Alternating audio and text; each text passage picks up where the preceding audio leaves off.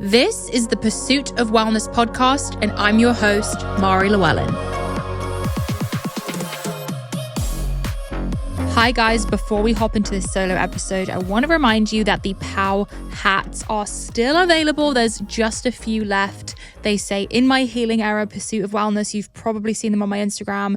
We will leave the link in the show notes of this episode. Don't forget to buy one, and let's hop right in. What's up, guys? Welcome back to the Pursuit of Wellness podcast, and welcome to another solo episode.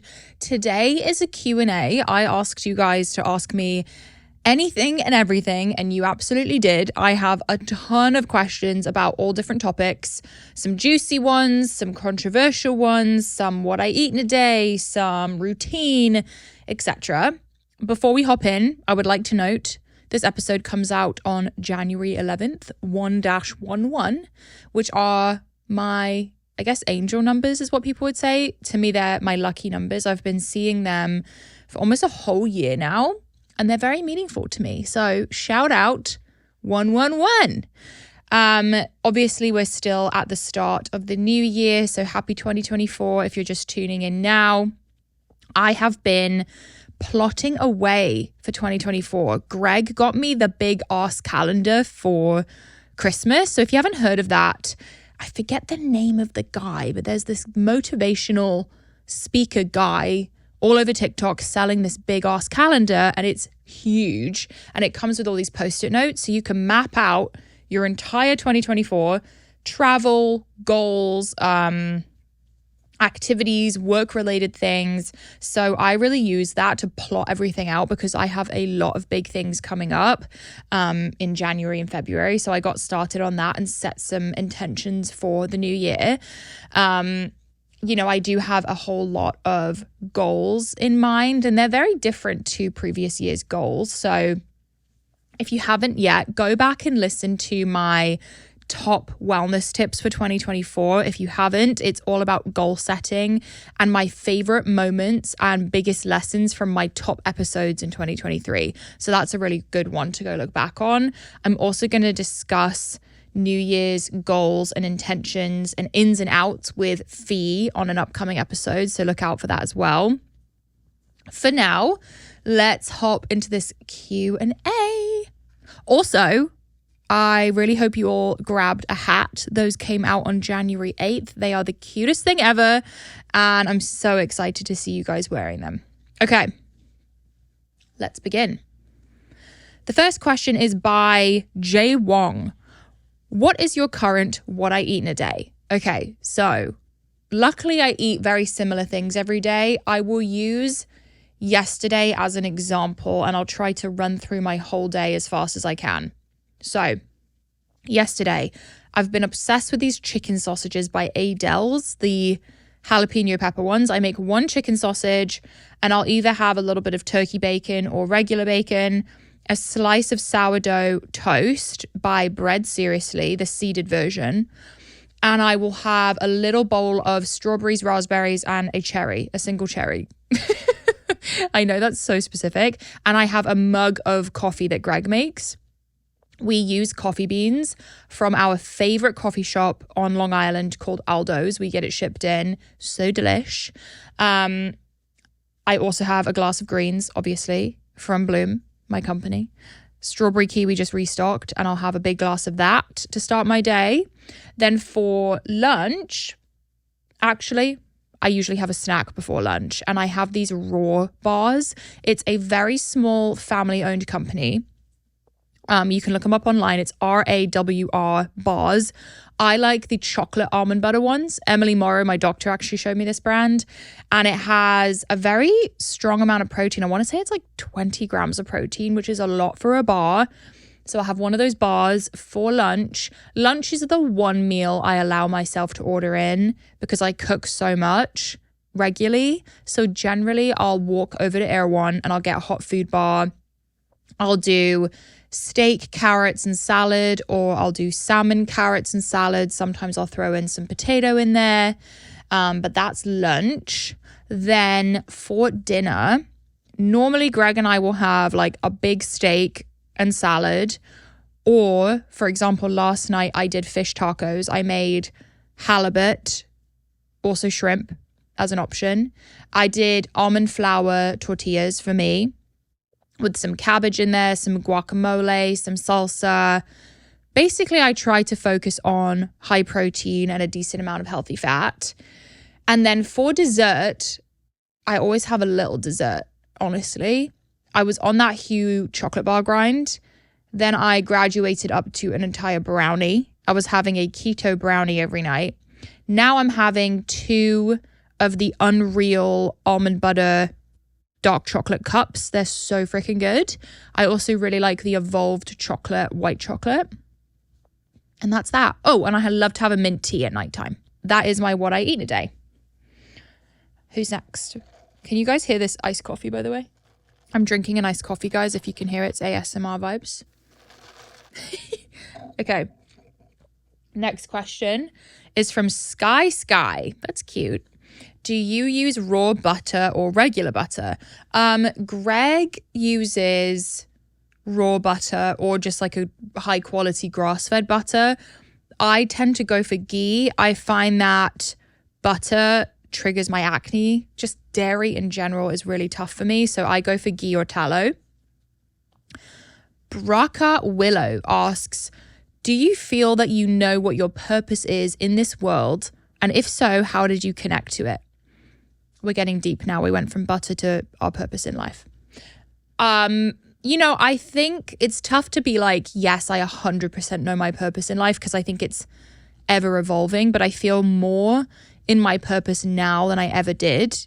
And I feel like sharing and connecting with people has always been such an important part of my life. And now I feel like I'm doing that with this show, and also getting to tap into my passion and learn more about it and share it with you guys and make it more accessible information for everyone is really, really powerful. And then also just having gone through what I went through with my fitness journey and hitting the lowest possible low and, not really being sure, honestly, how far I would make it in life, and getting through that and using it as fuel and using it as a way to connect with other people has been really special. And then now I'm going through new struggles like my skin journey or the candida or whatever it may be, and sharing and connecting with you guys. I really feel like this is what I'm supposed to be doing. And I'm excited to see where that evolves to. I mean, creating Bloom and having a team of young women and seeing them thrive has been another piece of my purpose, I feel like, and getting to be creative behind the scenes and talk about campaigns and labels. I feel like I'm doing all the things that I've always, really enjoyed, and kind of going back to who I was as a child and thinking about what did I love then and what can I take from that pure version of myself and bring into my current day life. So yeah, if you're struggling to connect with your true purpose, think about the things that you loved as the younger version of you. Okay, Sky. Are you worried about the stevia in your greens and it being artificial? Love, Pursuit of Wellness. Thanks, girl. So stevia is not artificial. Stevia is a natural sweetener obtained from a shrub called Stevia rebaudiana, found in South America. Stevia is actually one of the only natural sweeteners you can use. So I'm really proud of the fact that we use stevia in greens, because it's a more expensive ingredient. I'm just really particular with that kind of thing. So no, I'm not worried, because stevia is natural. And thank you for saying you love POW. Manala, how do you deal with confrontation? So I'm not like, I don't like confrontation. I definitely, I need to work on it. It's something that I've always avoided, but I've gotten a lot better at it over the years. I think through my career and just through therapy and different family relationships, I have had a lot more hard conversations than I ever expected to, whether that's like firing someone or giving feedback or standing up for myself or setting a boundary.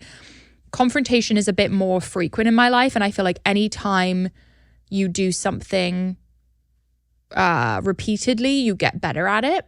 So I think I'm better at having hard conversations now and receiving feedback as well. How do I deal with confrontation? I guess also putting myself in the other person's shoes and trying to see from their perspective where they're coming from and having empathy. I think that's something we struggle with when we're younger. And now that I've been through more and I have more personal connections, I can see how different childhoods and backgrounds and personalities may process information differently. And I just feel like if I'm ever, having a tense moment with someone or a conversation, just understanding that they are coming from a place of hurt too. However, it's still something that I'm not obsessed with and I think I struggle with.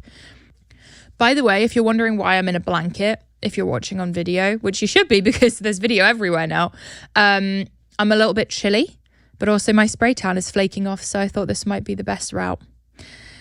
Okay, next question is from Kajsis, Kajcis.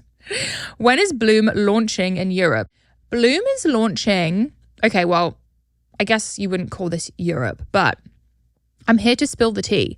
Bloom is launching in the UK this year. I'm going in February for our launch event. So we are coming to the United Kingdom, which is so special for me and such a full circle moment to be launching in my home country and to be going back for the event. Like, wow, crazy. But yeah, we are coming. We are expanding internationally. I know I've been saying it for years, but it took a lot longer than expected, but we are on our way 2024. Manala says, how do you deal with burnout at work? Such a great question. I feel like I struggle with burnout quite frequently just because I think Greg and I as founders are quite intense, and we had to be very intense at the beginning of Bloom to get it off the ground. I mean, we basically didn't leave the house for 3 years just working on this brand and doing everything ourselves. And I'm pretty intense now with the podcast and pretty much everything I do. But I've started to realize that it isn't a super sustainable approach and that I need to bring my head up for air. So I've been doing this thing lately on Fridays. It's a Friday right now, actually, where I will go ride my horse for half the day or go see a friend and kind of give myself that fun to look forward to. But with that said, I'm only able to do that now because I have a team, and back in the day I did not have a team. So I would say scheduling fun and doing a hobby, something that gets your mind off work, is really, really helpful. And I've intentionally made time for that now. And I find that when I come back to work, I feel more creative and ready to apply myself. Okay, this question's from Valdi29. Why haven't you gotten pregnant if you have already been trying for a while? Thank you for that sensitive question. So I think that maybe there's a misconception that I've been trying for a while because I've been talking about it for a while, but really we've only been trying now we've only tried for one ovulation. So I don't even know if I'm pregnant right now or not. I could be, I might not be. It's something that I probably wouldn't share until I was at least 3 months in, I think they say. But yeah, we haven't been trying that long. So I feel good about it though, and I'm really excited. Alison L. Gray, what helps you feel ready for kids despite past trauma?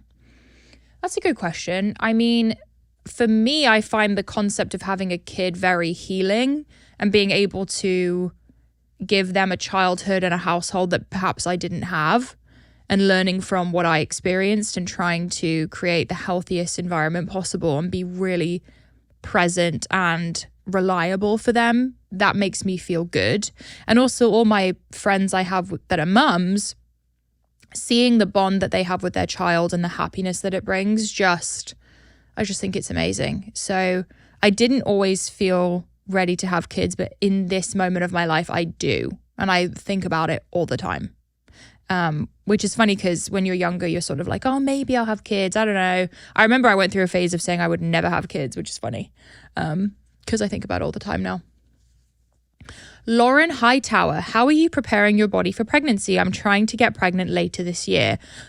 I mean, it's nothing like so specific, but I think anything you do to take care of your hormones and your body in general is gonna help you get pregnant.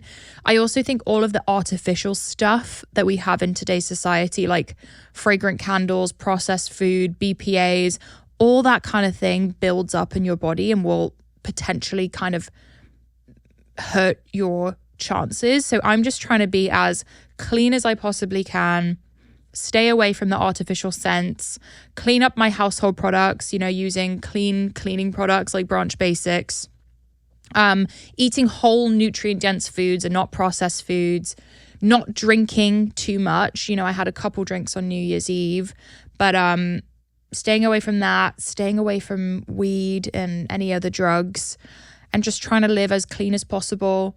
Red light therapy apparently is very helpful. So I hope that answered your question.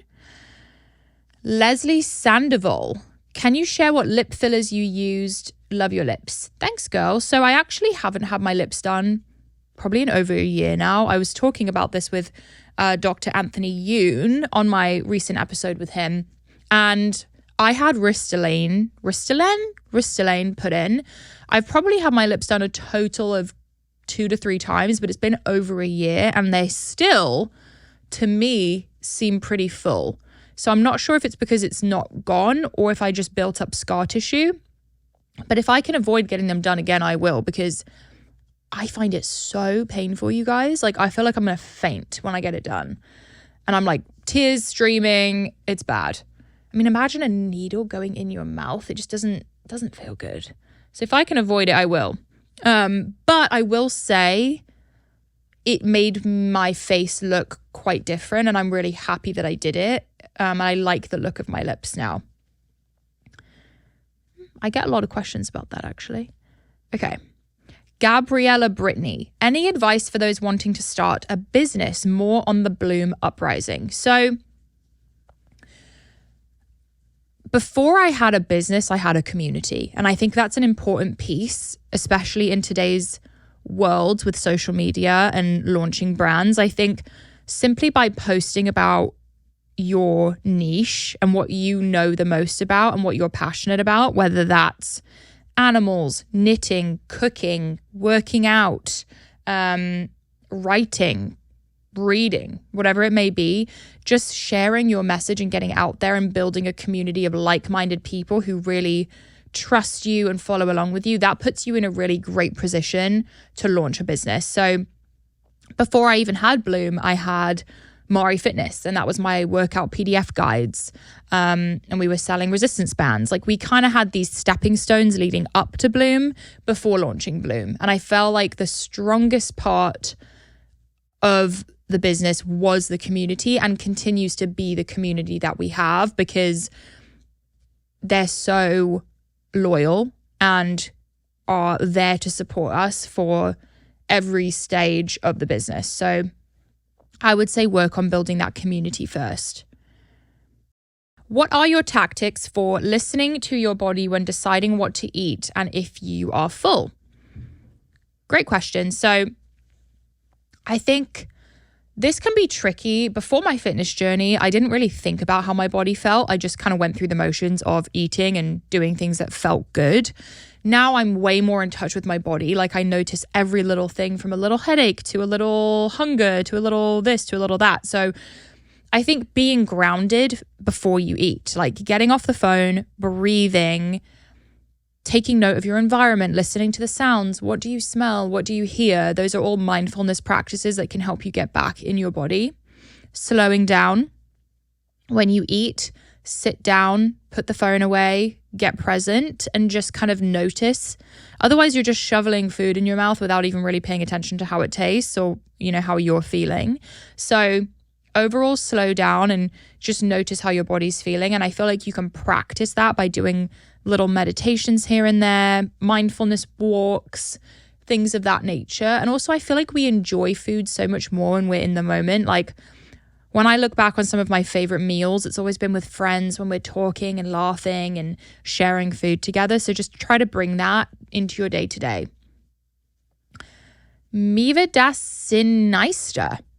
How can I work in staying consistent with work, fitness, etc.? I tend to struggle with that. So I think consistency is really key. And I think people mix up consistency with perfection. And I feel like once you let go of the perfection piece, that's when being consistent becomes easier. So, for example, at the start of my fitness journey, I made myself a promise that I would get outside every day and go on a walk 3 times a day and get to the gym twice a week. And instead of saying, okay, I need to be at the gym Monday and Tuesday at these times, I let myself have that freedom to decide within my schedule as long as I hit those 2 workouts. And they didn't need to be perfect. Like, let's say I went to the gym and it wasn't the best workout ever. I still checked that box, you know? So that's how we build confidence. And I've said it a million times, but keeping your own promises is how you prove to yourself that you can do it and how you build up your self-worth. And I feel like once you get more consistent with fitness and work in general, it becomes an automatic habit. Like, I'm at the point in my life now where I don't even think about my workout that much because it's just an essential part of my routine that I do on autopilot. Styled Pom said, how to eat more protein if you are dairy free? Thank you.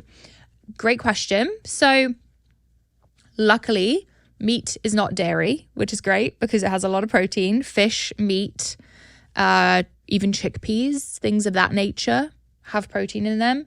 I really try to build my plate around the protein source. So whether that's steak, chicken, fish, whatever it may be, and then adding salad. Honestly, living dairy-free is way easier than I think people realize. Like, I don't even really think about dairy missing from my diet. Like, I have such tasty, rich foods that I don't even really think about it. You know, my salad dressings are made with mustard, olive oil, balsamic vinegar, and they're delicious. So I really don't think about that.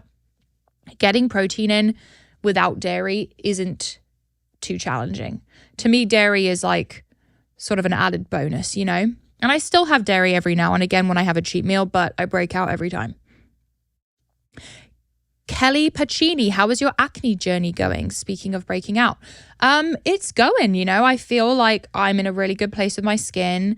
I still have occasional breakouts. I had one over the holidays because I was eating way more dairy, gluten, sugar, things of that nature. So I'm just aware that I'm an acne prone person and certain things flare up my skin. And I try not to have a panic attack when that happens because it's really easy to feel like, oh my gosh, my skin's going down a spiral again.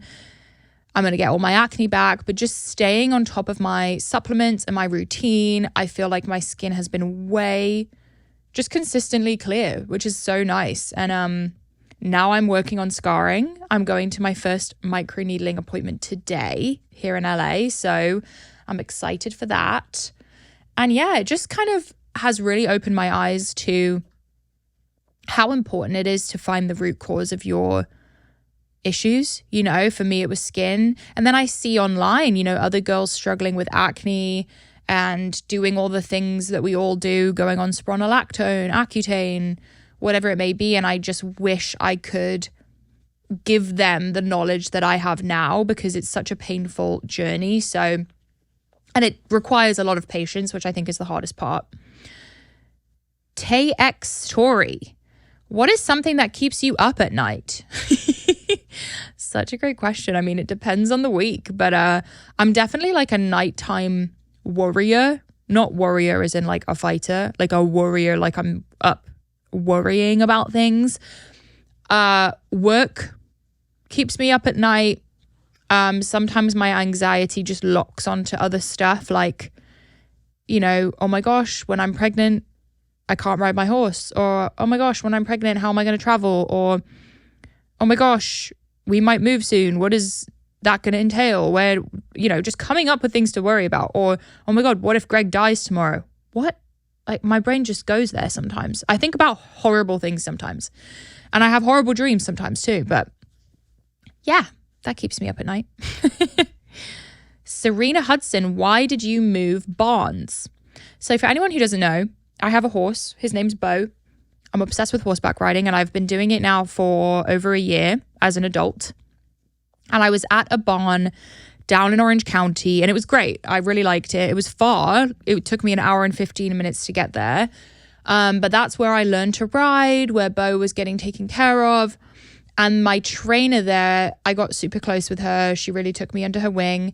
She decided to leave that job, and therefore I kind of had to leave too. I didn't really have another option. So she moved to a barn up here in LA.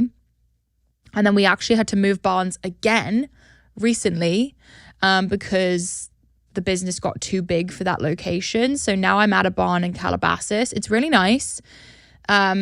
Unfortunately, the weather here has been really bad. It's been raining every week, which is kind of weird for LA. So I haven't been able to ride properly in over 2 weeks, and I'm honestly mentally crumbling. I miss it so much. So that's why I moved barns so frequently. I just want Bo to be okay, and he's being taken care of. He's in a great location. He loves it. So that was the reason. Elle Colson, how's the riding going and horse-related goals for the year? So the riding's amazing. The last lesson I had, I jumped pretty high and I was really happy with it. It was one of the skinny brush jumps. I don't know, I was feeling really, really good about my riding where I left off. Unfortunately, haven't ridden in 2 weeks. That's the thing with riding, is it's not something that's like convenient to do for me all the time. I'm so busy, so I can really only make it there 3 times a week max. And when it rains, I can't go. So it's something that's tough, but I watch a lot of videos at home as well, just to get tips and stay on top of it. In terms of riding goals, I mean, it's highly possible that I'd be pregnant this year and I won't be able to do a ton of riding because I want to, obviously that's not super safe. But I would love to show again. I did my first show when did I do that show? Last year, a couple months ago in Thermal. And I did 3 shows. Bo and I got 3rd place out of, I think it was like 15 people. And we were so happy. I was definitely competing with children. So I was like, I'm going to beat y'all. Watch out. We went in there and slayed. I was so happy. And I have my little ribbons. I was kind of living out my childhood dream. And I loved it. I had such a good time. I would just love to keep getting better and more confident. I would also really love to take up Western lessons as well, and just overall horsemanship, and just get, more familiar with training horses and learning more about them. I love horses. I could spend hours and hours and hours with Bo. Mariah Fleck, ongoing supplements for your skin. Found the podcast with Emily so informative. So yes, if you want to know the supplements I'm taking for my skin, I would go back and listen to my episode with Emily Morrow, and also my episode I did solo about my skin, all the supplements I take. It's quite detailed and there's a lot of different things I take, so I couldn't rattle them off right now.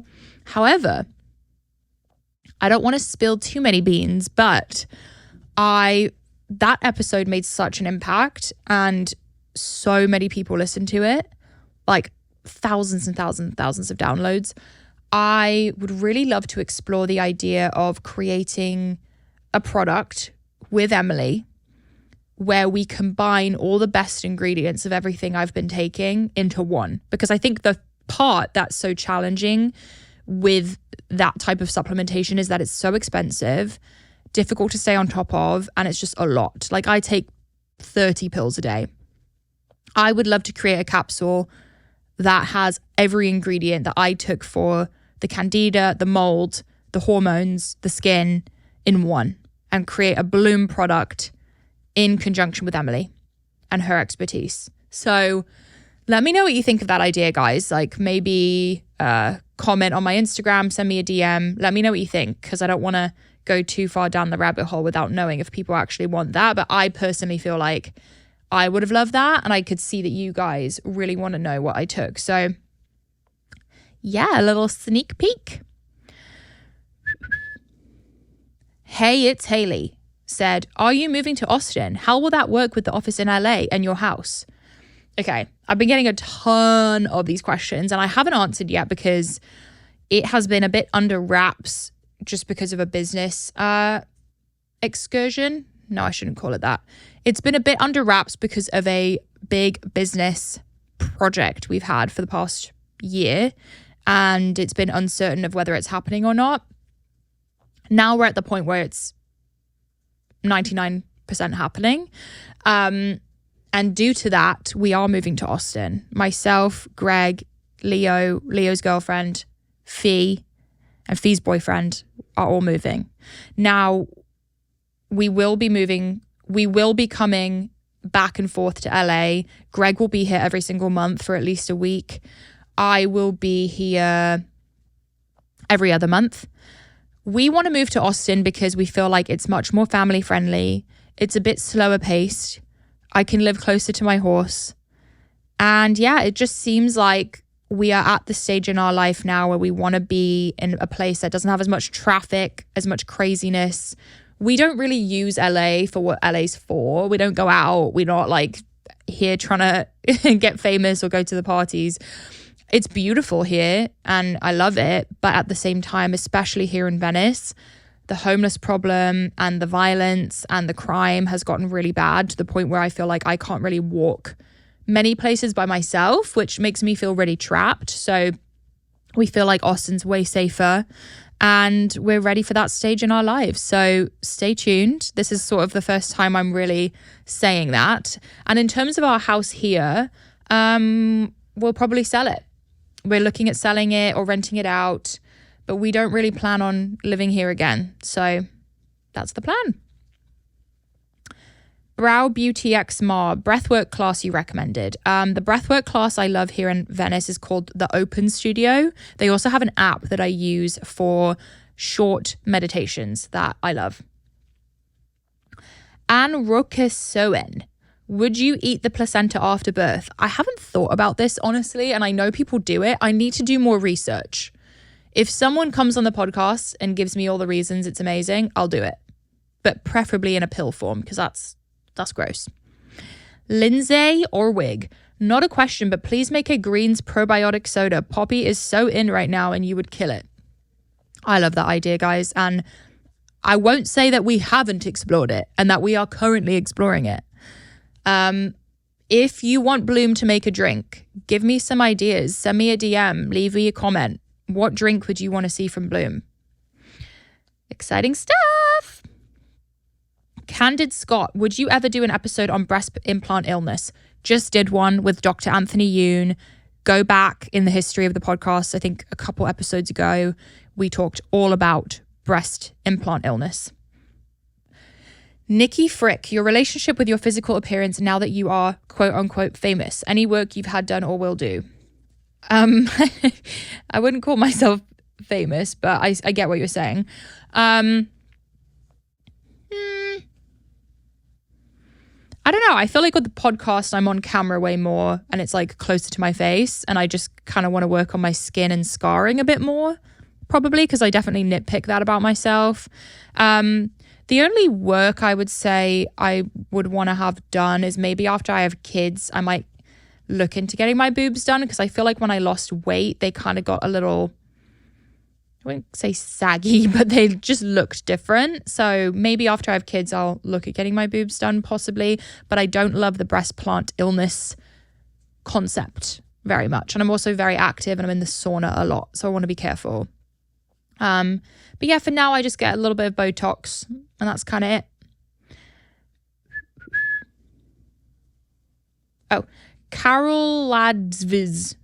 Please talk about the Oura Ring. Ugh, I love my Oura Ring, guys. Have I got it on right now? Oh my God, today's the one day I don't have it on because I have my engagement ring on. But love my Oura Ring. I wear it every single day. I track my sleep every single day, my HRV. It's been so helpful for me with fertility. I can see when I'm ovulating. I can see when I'm fertile, when I'm not fertile. I love my Oura Ring and I feel like it's so cute. And I feel like a lot of the fitness trackers can be quite ugly, and the Oura Ring just blends in with my whole vibe and it's easy. And I'm not too obsessive about it as well. I don't want to become obsessed with numbers. I feel like with the Oura Ring, I can just see how I slept, see what I need to improve on. It's very interesting too, because I can see how just one alcoholic beverage has an impact on my HRV. I also have a weirdly high HRV, like around the 200 range, which is crazy. And then when I drink, I can see it drops so low. Greg tells me that I have the highest HRV he's ever seen. I don't know what that means about me. If you know, let me know. N0946. How did you get your period back in detail? Help. Patience, supplementing the right way, getting rid of toxins in your life, acupuncture, grounding, maybe less high cortisol workouts. It took me over a year to get my period back, truly. And I was so happy when it did come back. I thought it was never going to come back. Sometimes our hormones aren't working properly because we have candida or mold. So get your lab work done. Go see someone and get all that done. Rosebud 50. What time do you normally go to bed? I am in bed by 8 p.m. and I am asleep by 9:30. Nikki Freik. When's the Sal Di Stefano episode dropping? So the Sal Di Stefano episode's actually dropping on the 15th. So the next episode after this one, it's such a good one in terms of weight loss, muscle gain, all the fitness things. Sal is amazing. He's one of the hosts of Mind Pump. So you guys will love that one. Okay, I'm going to stop here with the questions, guys. I really hope you enjoyed this episode. Do not forget to hit subscribe, follow, wherever you're listening to the show. And if you enjoyed it, please leave a review. I'm doing 2 episodes a week, the whole month of January and possibly February. Lots of content coming. Let me know what you want to see next. Love you guys. Peace. Thanks for joining us on the Pursuit of Wellness podcast. To support this show, please rate and review and share with your loved ones. If you want to be reminded of new episodes, click the subscribe button on your preferred podcast or video player. You can sign up for my newsletter to receive my favorites at marilllewellyn.com. It will be linked in the show notes. This is a Wellness Out Loud production produced by Drake Peterson, Fiona Attucks, and Kelly Kyle. This show is edited by Mike Fry, and our video is recorded by Luis Vargas. You can also watch the full video of each episode on our YouTube channel at Mari Fitness. Love you, Pow Girls and Pow Boys. See you next time. The content of this show is for educational and informational purposes only. It is not a substitute for individual medical and mental health advice and does not constitute a provider-patient relationship. As always, talk to your doctor or health team.